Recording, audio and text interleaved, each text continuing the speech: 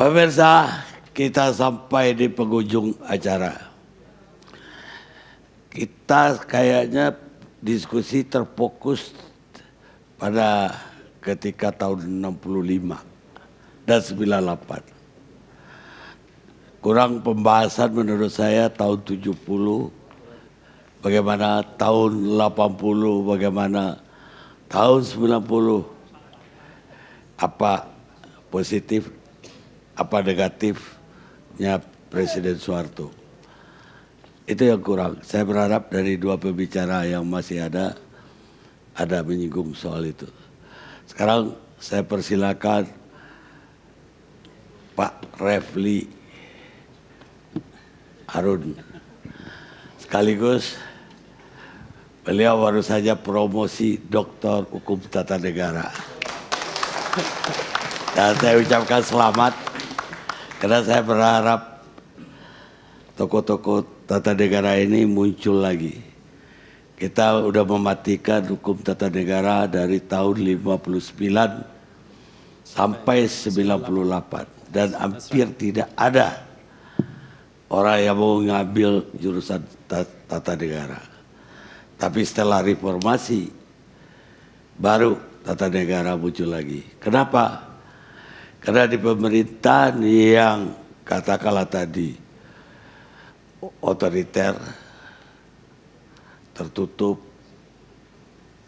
tata negara memang gak dibutuhkan lagi. Karena semuanya udah sesuai dengan maunya kekuasaan. Tapi seperti saya bilang tadi, itu bukan terjadi sejak 66. Itu dari 59 sampai 98. Jadi hampir 50 tahun. Dan saya berharap Bu Refli bisa jadi pendekar tata negara. Karena kita punya Profesor Supomo, Profesor Muhammad Yamin, bahkan Muhammad Atta pun menyumbang besar terhadap Undang-Undang Dasar 45 dari sisi tata negara. Saya kira persilakan Bu Refli. Ya, terima kasih Bang Karni, terima kasih juga atas ucapannya. Ibu-ibu dan bapak-bapak sekalian, Assalamualaikum warahmatullahi wabarakatuh. Selamat, sudah malam sekali ini, tetapi kemarin ada kesempatan ketika promosi, walaupun Bang Karni sudah pernah panggil saya profesor, saya jadi turun lagi jadi dokter. Saya ada meluncurkan 3 buku dan salah satunya mengenai Indonesia Lawyers Club. Nah, mudah-mudahan Bang Karni mau menerimanya. Judulnya Menakar Konsistensi Berpikir. Jadi ada 30 edisi saya di Indonesia Lawyers Club dan terima kasih atas undangannya. Ini kumpulannya? Ini kumpulan 30 edisinya dan ini disertasi saya yang saya bukukan. Dan ini tulisan saya, baca pengantarnya ya, jangan hanya baca judulnya. Saya kasih ke Bang Karni. Makasih. Saya atas nama Indonesia Lawyers Club mengucapkan terima kasih. Begitu juga ke Ibu Sukmawati Soekarno Putri tadi. Ya, setelah kasih buku saya tidak tahu lagi apa yang harus saya bicarakan. Karena sudah selesai kasih buku. Ya, Bang Karni, jangan lupa kita bicara mengenai layak atau tidakkah Pak Harto menjadi pahlawan nasional. Ya, jadi saya akan kembali kepada tema itu. Saya ingin bicara mengenai 5 atau 6 hal. Pertama mengenai motivasi, kedua mengenai positioning, ketiga soal prosedur, keempat soal substansi, dan kelima soal timing. Pertama, sebelum sampai 5 itu saya bicara mengenai kenapa kemudian muncul hal seperti ini. Saya pribadi melihat tidak ada clear cut memang ketika era reformasi itu muncul. Ini yang membedakan antara Orde Lama dan Orde Baru. Clear cut-nya lebih jelas, kekuatan-kekuatan Orde Lama sudah ditumbangkan dalam masa awal pemerintahan Orde Baru, dari 10 partai disederhanakan menjadi 3, lalu kemudian konsolidasi politik jauh lebih mudah dikontrol oleh kekuatan Orde Baru, karena akar-akar kekuatan Orde Lama tumbang semua, dan kemudian dimatikan satu demi satu. Dan itu jangka waktunya cepat, hanya setelah pemilu 1971, dan 73 kemudian sidang umum MPR, maka setelah terjadi konsolidasi politik Orde Baru. Dari 66 ke 71, kira-kira 5 tahun saja. Nah, ketika kita masuk pada era Orde Reformasi, sebenarnya tidak ada clear cut. Anasir-anasir Orde Baru masih berkuasa. Ketika Pak Harto tumbang dan kemudian digantikan oleh B.J. Habibie karena kemudian ketentuan konstitusional, maka sebenarnya sudah terjadi jalan yang berbeda di antara pendukung era reformasi. Ada yang tetap menginginkan anasir Orde Baru dihabiskan semua, dan itu saya kira unsur-unsur mahasiswa. Tapi ada sebagian besar kelompok masyarakat yang sudah puas, apalagi dikaitkan dengan politik-politik aliran. Kita tahu pada waktu itu Habibie adalah ketua ICMI.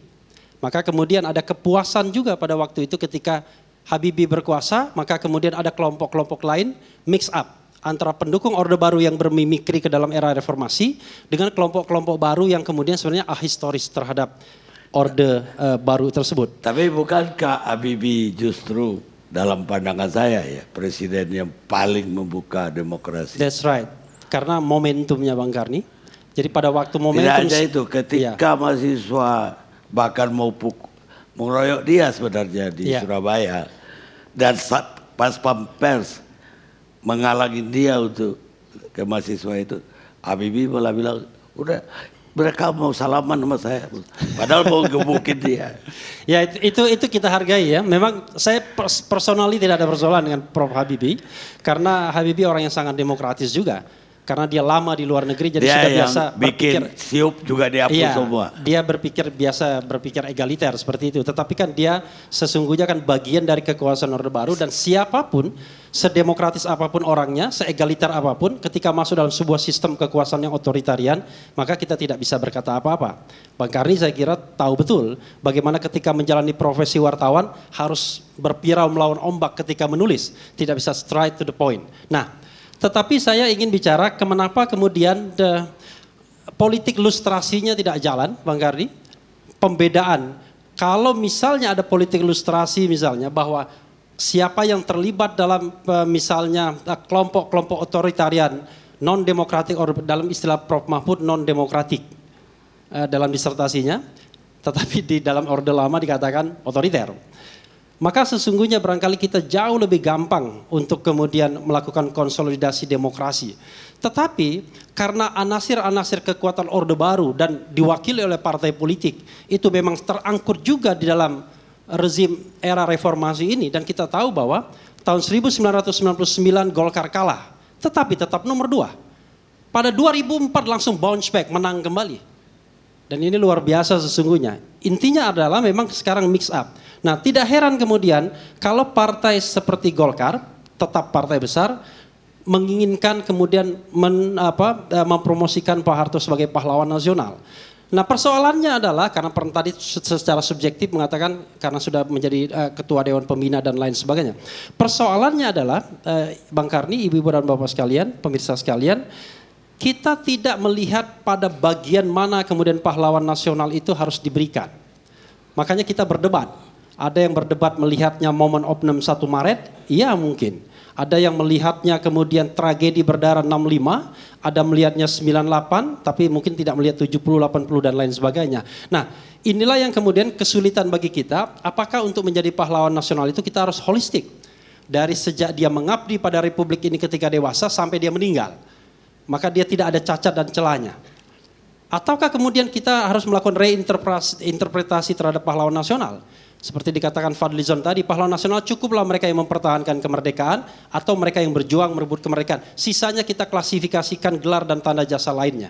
Nah, karena ini tidak diklasifikasikan, maka kemudian terjadi pro dan kontra, terjadi penolakan-penolakan dan lain sebagainya. Tentu kan kita tidak bisa mengabaikan jasa-jasa yang sudah diberikan setiap orang di Republik ini. Tetapi kita juga tidak bisa melupakan bangunan-bangunan otoriter kemudian ketika yang bersangkutan berkuasa. Saya membayangkan misalnya ibu-ibu dan bapak-bapak sekalian, kalau pemerintahan Orde Baru tidak berkuasa 32 tahun, saya membayangkan mungkin bangsa kita ini sudah menjadi bangsa yang jauh lebih besar. Dengan HDI, Human Development Index yang barangkali jauh lebih hebat. Tapi sekarang kita kan ketinggalan. Kita ketinggalan setback dibandingkan negara-negara yang kurang lebih baru merdeka. Ya, kita merdeka tahun 45, coba bandingkan dengan negara-negara yang hancur lebur seperti Jepang, Korea dan lain sebagainya, Singapura, Malaysia dan lain sebagainya, yang berangkatnya sama. Kita jauh ketinggalan. Nah, Kita tidak boleh lupa itu. Tetapi dari sisi prosedur, ya siapapun boleh. Ya, siapapun boleh menurut saya untuk mengusulkan siapa yang ingin menjadi pahlawan nasional. Tetapi alangkah baiknya kalau seandainya pengusulan itu jauh lebih demokratis, berasal dari akar rumput dan lain sebagainya. Tetapi kan kita tidak tahu. Kita kan selalu bicara ini politik. Selalu saja ada kelompok-kelompok politik tertentu yang ingin mendorong, tapi ada kelompok politik yang lainnya selalu ingin menolak. Maka sesungguhnya kalau saya katakan ibu-ibu dan bapak-bapak sekalian mengenai pahlawan nasional Pak Harto ini isu elitis sesungguhnya.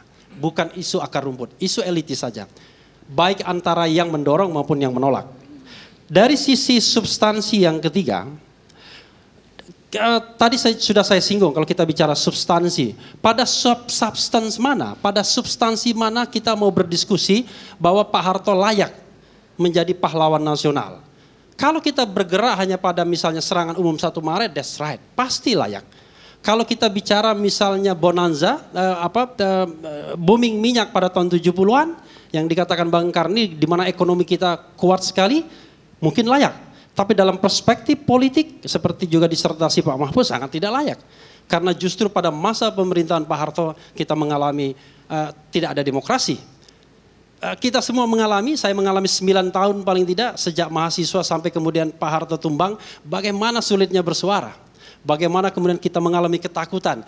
Tidak memilih dalam pemilu pun ditangkap dan lain sebagainya. Saya punya skripsi diambil lagi oleh dosen saya. That's right. Dari library supaya tidak diperiksa. Coba bayangkan, saya membuat skripsi kesimpulannya jangan dikatakan bahwa A harus B. Kenapa? Kalau A nanti bahaya dan lain sebagainya. Coba bayangkan. Ketakutan kita pada relung akademik pun terjadi pada era Orde Baru. Bagaimana kalau pembangunan sumber daya manusia dalam era seperti itu? Kalau seandainya ada ruang kebebasan, barangkali jauh lebih besar bangsa ini, jauh lebih menghasilkan orang-orang hebat. Tetapi karena ruang itu tidak ada, maka kemudian kita masih menjadi bangsa yang Human Development Index-nya agak turun dan kurang bahkan. Nah, saya tidak menolak untuk mengatakan substansi-substansi yang seperti dikatakan Pak Kiflan, substansi yang dikatakan oleh Pak Nurdin Halid, Fadlizon, dan substansi lainnya yang barangkali juga Pak Aiem Fatwa yang juga mengatakan bahwa ada jasa-jasa tertentu. Tetapi sekali lagi pertanyaannya adalah untuk menjadi pahlawan nasional holistik atau parsial kita menilai seseorang. Kalau kita bicara holistik maka kemudian masih terjadi pro dan kontra hingga saat ini mengenai positioning yang tema berikutnya. Kalau kita bicara tentang positioning Pak Harto, maka kalau saya katakan negatif, netral dan positif, kita masih berdebat. Apakah dari segi image citra sudah positif, apakah masih negatif, apakah netral saja. Ini yang menurut saya belum selesai perdebatannya di bangsa ini saat ini ketika kita bicara untuk mempahlawankan Soeharto. Terakhir soal timing. Ibu-ibu dan bapak-bapak sekalian, pada era Orde Baru mungkin tidak akan pernah terpikir untuk mempahlawankan Soekarno. Bung Karno baru menjadi pahlawan nasional 3 tahun yang lalu ya. 2012. Bayangkan setelah tahun 45 dan lain sebagainya. Presnya tahun 86. That's okay. Pokoknya yang jelas resminya 2012 ya. Mungkin orang lupa, mungkin juga karena orang tidak berani. Yang saya tahu adalah mendengarkan pidato Bung Karno saja yang dijual di kampus UGM itu harus sembunyi-sembunyi. Tadi Bu Sukma memberikan saya pidato Bung Karno dan saya kira walaupun ditunjukkan di TV saya tidak akan ditangkap pada era ini. Kan begitu. Tapi pada era Orde Baru membeli pidato Bung Karno itu kita bisa ditangkap. Sama subversifnya. Tetapi kita juga memang tidak boleh lupa bahwa kalau kita bicara... Ya saya juga agak kepingin dilupain bahwa itu warisan dari Orde Lama. That's right, saya mau bicara begitu juga. Kalau kita bicara fase kehidupan berbangsa dan bernegara kita, orang hukum tata negara kan biasanya membagi fase. Pak Mahfud juga membagi fase itu. Fase demokratis kita 45 sampai 59. Fase otoriter kita menurut disertasi Pak Mahfud 59-66 dan fase non demokratik kita saya yakin Pak Mahfud karena dipengaruhi oleh masa pada waktu itu untuk mengatakan otoritarian juga barangkali ada intervensi di akademik di sana non demokratis begitu kan Prof ya. Jadi fase Orde Baru adalah fase non demokratis tapi intinya adalah kebangkrutan kita sebagai sebuah bangsa memang dimulai 59 kalau kita bicara freedom atau kebebasan. baru kita merasakan kebebasan ini tahun 98. Orang bisa menulis apa saja, orang bisa berbicara apa saja, dan kita selelah kadang-kadang. Tetapi bagi saya, ada ILC juga, Indonesia Lawyers Club. Tetapi bagi saya jauh lebih baik ada era kebebasan daripada kemudian tidak ada era tersebut.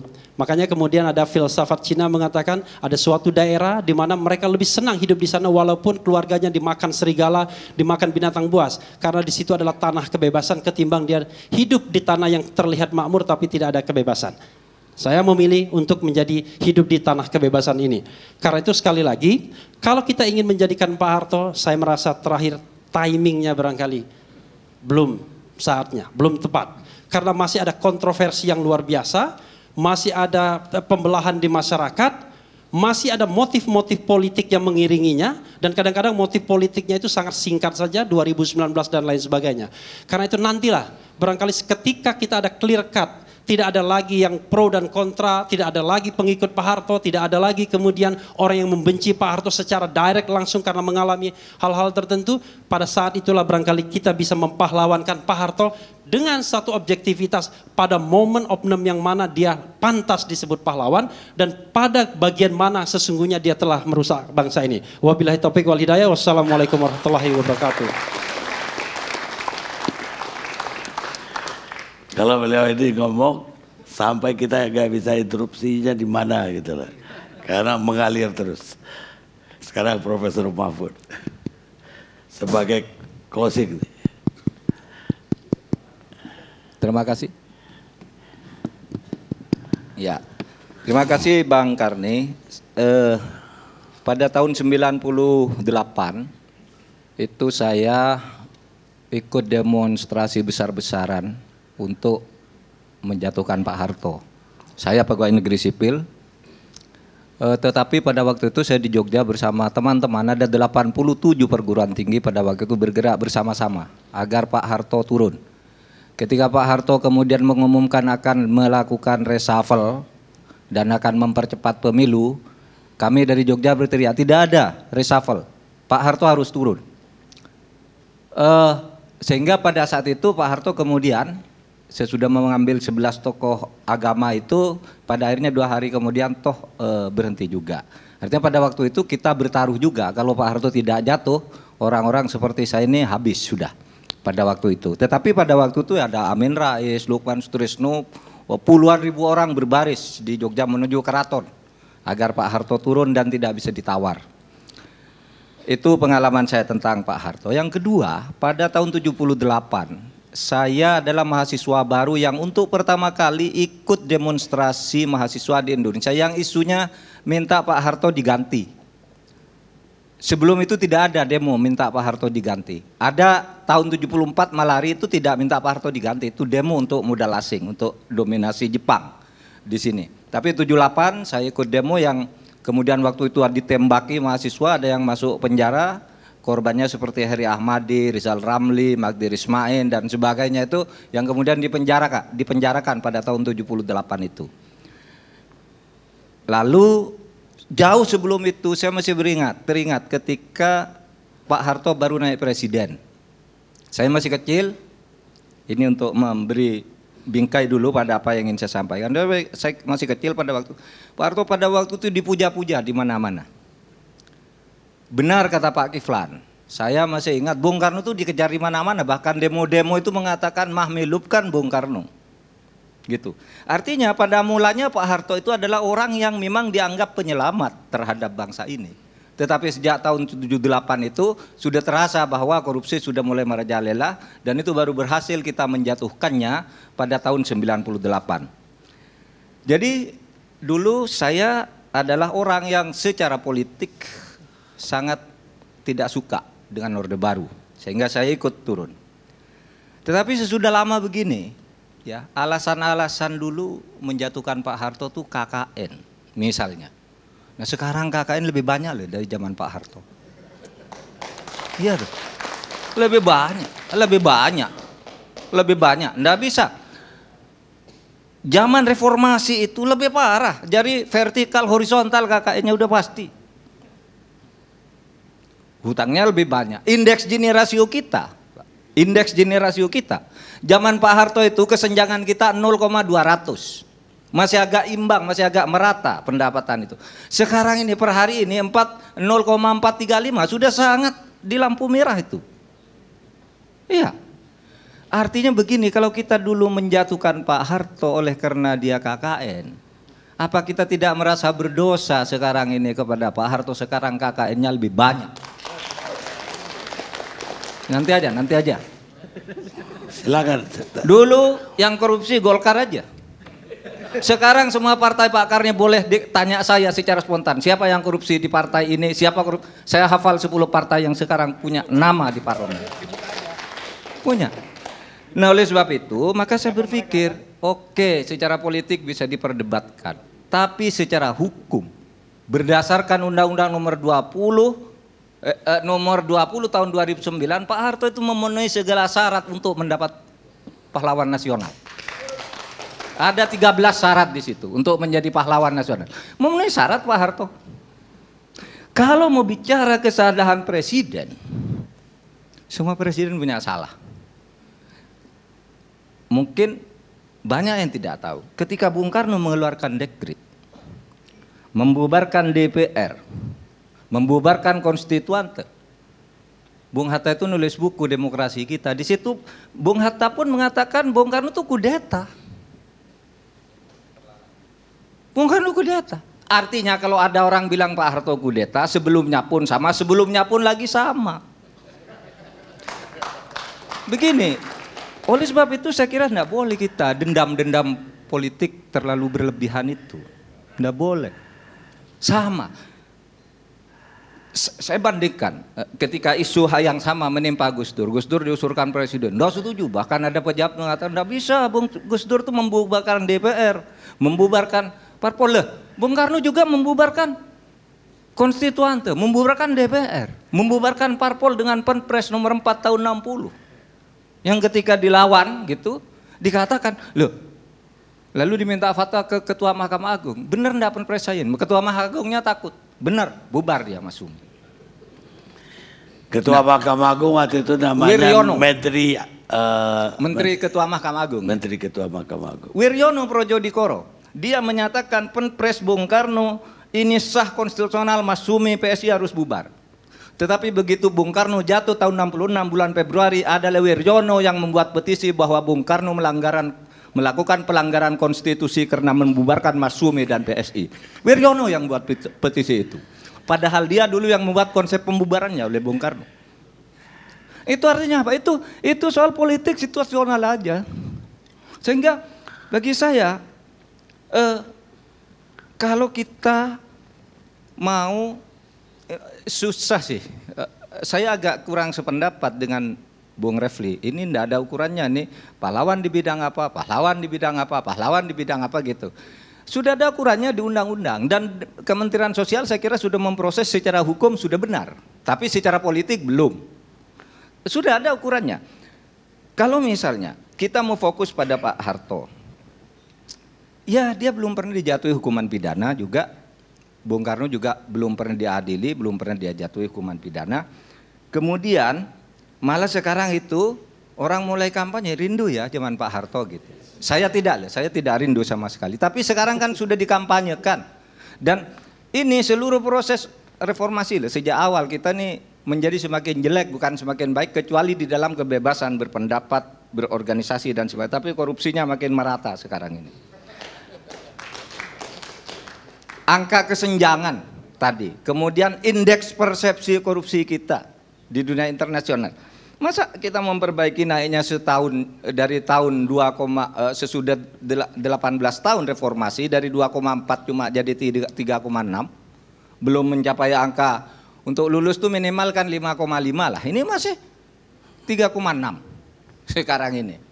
Nggak ada perubahan sama sekali sebenarnya dalam perbaikan ini.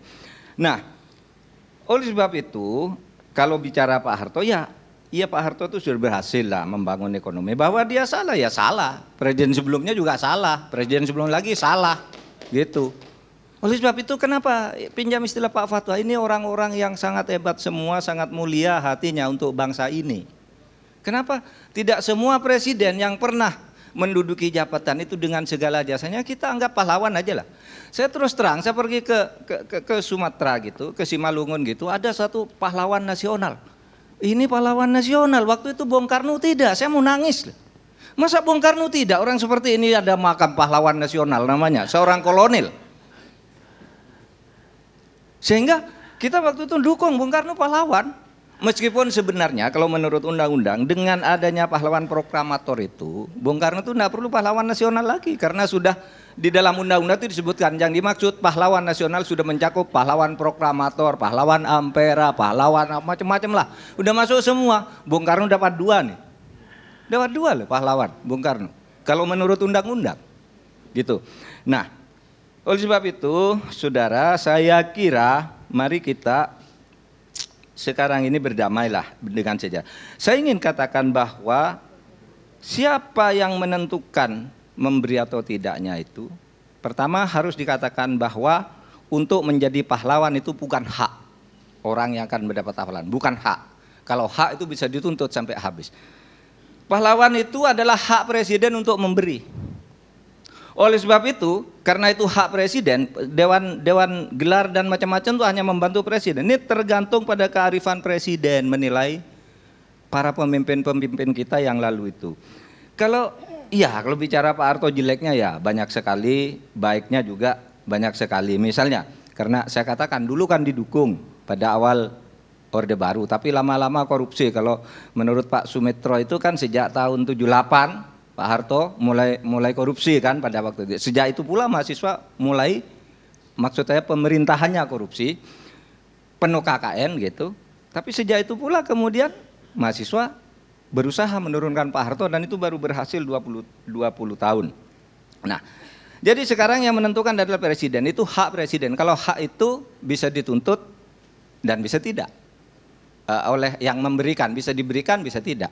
Nah, oleh sebab itu kearifan presiden menurut saya kita tunggu. Dan kalau saya sangat bergembira dan bersyukur Bung Karno itu sudah diberi gelar pahlawan nasional dan saya berharap Pak Harto pun, Gus Dur pun, SBY pun nantinya. Tapi kalau Pak Gus Dur, SBY itu belum berhak mendapat pahlawan nasional bukan karena pelanggaran. Karena yang dikatakan pahlawan itu harus sudah meninggal. Kalau belum meninggal tanda jasa namanya. Oleh sebab itu yang mintakan pahlawan nasional untuk Gus Dur itu Gus Dur sudah wafat ya, Pak SBY yang belum. Boleh, Gus Dur boleh diajukan. Boleh diajukan Gus Dur sekarang ini. Iya, boleh. Dan kita menurut saya sangat layak juga didiskusikan bagaimanapun. Ini orang baik-baik semua lah, pada masanya diperlukan. Dan segala tindakannya pada waktu itu juga diperlukan saat itu. Sekian, Assalamualaikum warahmatullahi wabarakatuh. Saya kira senada antara Profesor Mahfud dengan tinjauan tata negaranya dan AM Fatwa dengan pengalaman pribadinya sendiri yang keluar masuk penjara. Jadi kalau Pak Mahfud keluar masuk kampus, beliau kampus juga, tapi namanya kampus kuning. Kampus kuning itu tempat tahanan politik, Pak. Dan dia keluar masuk, yang penting dua-duanya lebih cenderung melupakan yang jelek dan mengambil yang baik dari semua presiden kita yang ada. Dan memang benar, kegelapan itu tidak bisa menyingkirkan kegelapan. Kebencian juga tidak mungkin menyingkirkan kebencian. Hanya cinta yang bisa menyingkirkan kebencian. Martin Luther King. Kita ketemu LC yang akan datang.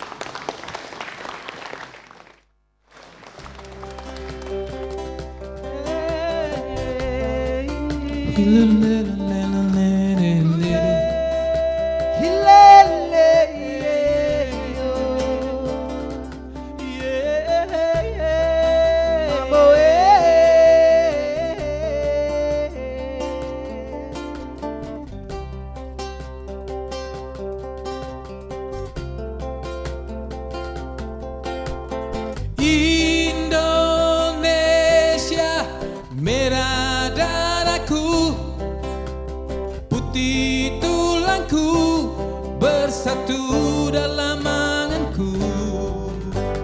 Indonesia, debar jantungku, getar nadiku, berbahaya.